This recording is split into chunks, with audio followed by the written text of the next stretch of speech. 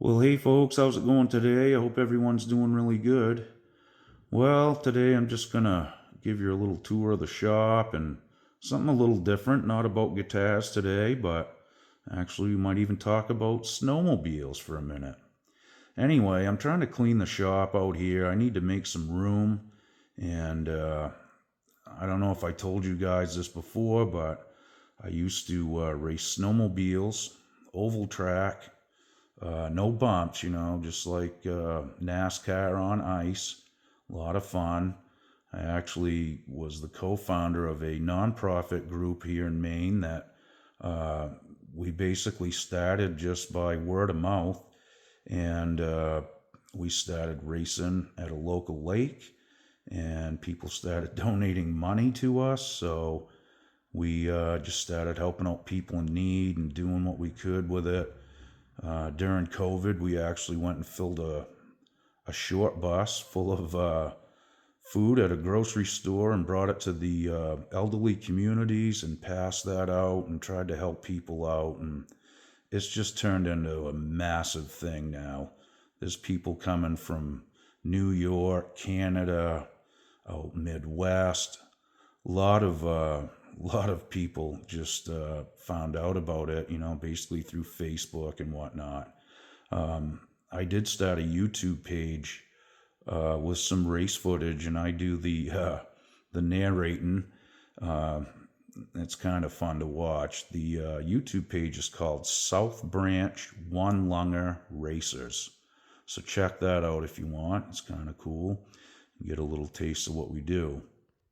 Okay, so here's a quick pic of a night race that we had on the lake, and a local construction company, a rental company, donated all the lights. And you can see the people there. There's a lot of people there. And we just, set the lights up and had a night race. And that turned into be something humongous. And uh, every time they have a night race now, it's massive, but a lot of fun. This was one of the first race sleds that I built right here. Um, this is a little Skidoo 250 single cylinder. A lot of fun. It was a handful. Okay, so got a bunch of snowmobile parts out here. I got my trailer pulled up in front of the door. This stuff does not need to be in the shop, so we're going to get rid of that. And I want to be able to get my lathe here too. I got an old metal lathe here that's about 122 years old, I think now. There you go, J.D. Wallace. I use this occasionally. It's amazing how accurate this thing still is. It's really close. Within a thousandths runoff. I mean, if you get set up right, it's got a 4-jaw chuck. It's the old style, with you put a belt on each shiv. I've got an electric motor with a power control, so I can slow it down. Variable control, I guess you'd call it.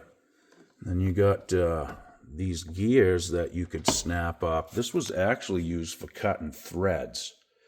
So it will actually, power across so you could cut threads with it.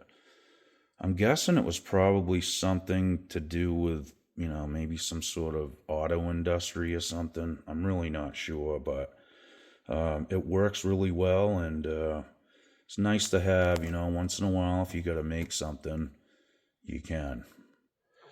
We're going to take a walk out and look at the sleds here in a second, but as you can see, you got to have a lot of stuff, a lot of parts, pipes, clutches. It's a lot of experimentation that goes along with it. Even like sharpening your runners. I had to make this little jig here. You clamp your runner in there, and that holds the angle, so you can grind carbide. You got to have a green wheel to do it. A regular grinding wheel won't even scratch carbide. But you got to have carbide runners, or you're not going to be able to go around the corner. Okay, here we go. Been a couple years since I've popped the lid on the old trailer here.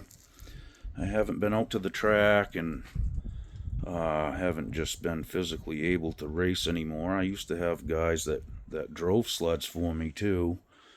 This is one of the last ones I built. This is a single cylinder, free air. Started out as a 277. Now it's up to like a, I don't know, 314, something like that. I custom made the seat, the handlebars, the rear panel, the footwell. I actually built the skis on this one too. Just a lot of work goes into this. It's all hand done. You know, like I said, you got to have one of these. You got to have something you can push on because you're turning left. And you're basically laying right out over the sled with your knee almost to the ice. That's why the handlebars get offset. I made my own loop bars too. Really a staple for me. You got to be able to stay on, right? This sled didn't have many miles on it. A couple thousand, I think, when I started. Now this is an old one here. This is a 1982 Polaris TXL 340. This one's got 822 miles on it, original. Ow, that was my head banging on the trailer. Anyway, I'm going to say 300 or 400 of those are just testing at the track. Now, I've never raced either one of these ones, so we'll see. Maybe this winter I'll get them going and take you guys out to the track and show you what it's like. So you basically pepper your sled with ice picks, and you do not want to get run over by those.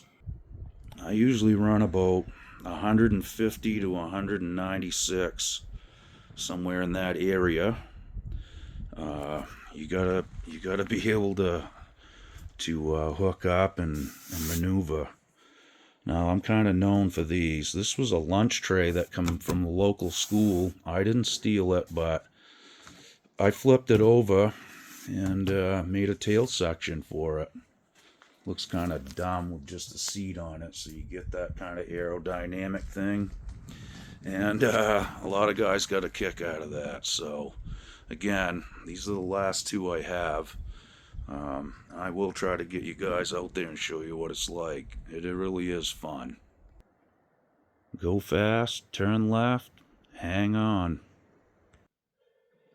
Here's a photo of a bunch of guys that were racing out to the track that year. It was the last race. That's me. This guy was driving my sled. That's his dad. I grew up with him, known him all my life. And this young fella right here won 26 races in a row on that sled. That was a Polaris sled originally. There's Yamaha parts, Cat parts, all kinds of different manufacturers. You just use whatever works. But this was actually a 400 single cylinder, liquid cooled. And what we ended up doing was taking 800 twin cylinder motors, cutting them in half. That's right, cutting the motor in half. We'd have the crank shrunk and make a single cylinder. That's how stuff goes with racing, okay? It starts out, you got grandpa's old one-lunger sled. You pull out to the track and have a bunch of fun, and then somebody wants to dominate, so there you have it. You cut a motor in half. Now you're looking at something that'll go 80 plus miles an hour. Pretty crazy. Those single cylinder motors were beating twin cylinder sleds out there, actually. Unbelievable. A lot of torque. This one I had modified towards the end of it, actually, and I had to run 117 octane in it. 227 pounds of compression in that one cylinder. You wanted to hang on when you cranked it over. Well, I guess we will include one thing about guitars in this video. So I did get the other Explorer neck the same night I posted the other video. when I was kind of laying things out on the body. This one looks really nice. Nice and straight grain, even some flame on the headstock, which I thought was pretty awesome. That'll look really cool. I thought it was like router checking or something at first, but it's not. It really is flame. Pretty nice looking rosewood here. It needs some oil, obviously, but it feels good. A few sharp frets, but a really nice profile. Feels good in your hand. Well, anyway, folks, thanks for checking this one out. I know this probably wasn't for everybody, but, you know, I get bored just talking about guitars sometimes, so I figured I'd give you guys something a little different to check out, and, stay tuned. I am really thinking about at least getting those sleds finished. Whether I sell them or not, I'm not sure at this point. One of them is already spoken for, so we'll see what happens, but I'd like to go out, if not race, at least just take them out and do a few laps by myself just to, kind of get that rush again. It's really crazy. The first corner you pull into, you're like, there's no way this sled is going to go around that corner. Because when you walk up to the sled to get on it, you can hardly stand up. You're on glare ice. It's like a hockey rink, And it takes a little bit to build that confidence, and you have to learn how to trust your machine. You got to learn how to balance your weight out over the side of it too. But once you get the hang of it, it's really exhilarating, to say the least. All right, guys, we'll see you real soon. Be good. Okie doke.